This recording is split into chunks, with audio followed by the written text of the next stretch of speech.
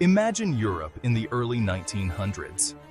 Powerful nations like Great Britain, France, Germany, Austria-Hungary, and Russia stood tall.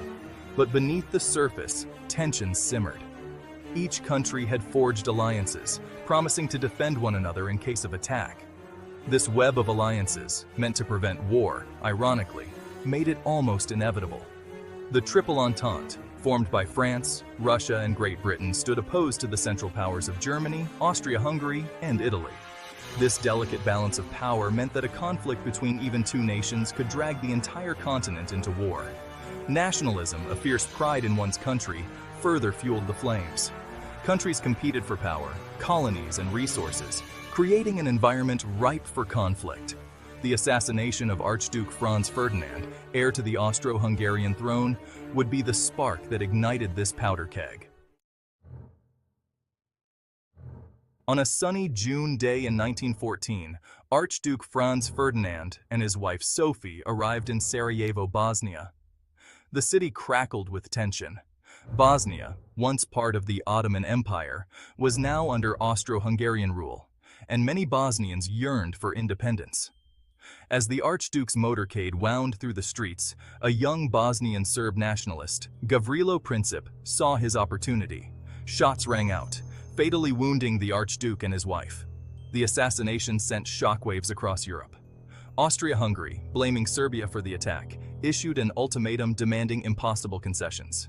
Germany, bound by its alliance to Austria-Hungary, pledged its unwavering support. Russia, sympathetic to Serbia, began mobilizing its troops.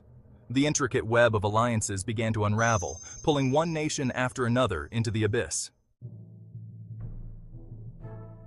Germany, facing a war on two fronts, unleashed the Schlieffen Plan.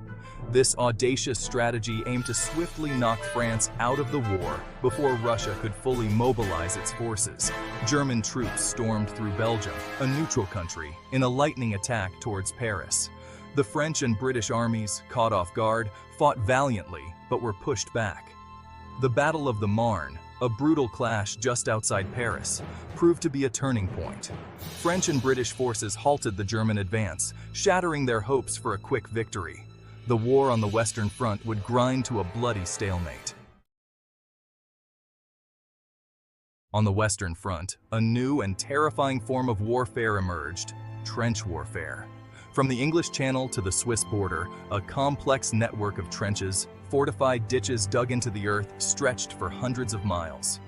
Soldiers on both sides endured horrific conditions. They lived in these trenches, surrounded by mud, rats, and the constant stench of death.